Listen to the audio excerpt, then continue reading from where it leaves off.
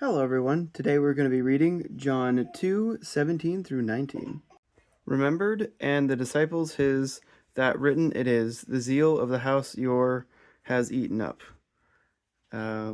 Me. Answered therefore the Jews and said, to him what sign show you to us that these things you do?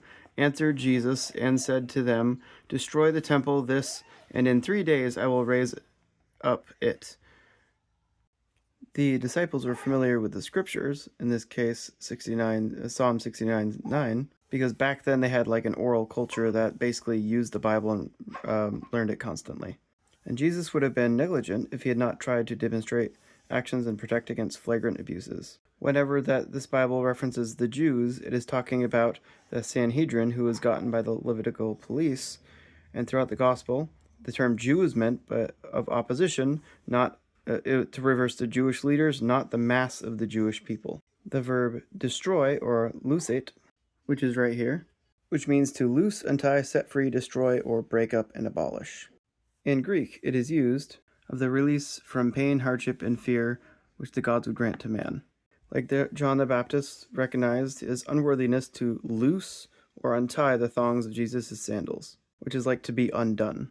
Besides the literal idea of untying something or freeing someone, the idea of unloosing or freeing is also applied to Jesus' ministry.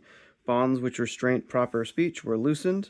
Luke saw this as evidence that Jesus was breaking the power of Satan. Note the wordplay. Interesting. The term bind and loose refer to the rules of conduct. Therefore, many commentators believe the keys represent the internal authority of the church to discipline its own. If so, these passages do not refer to spiritual binding and loosing, which is so frequently the mistaken assumption of many.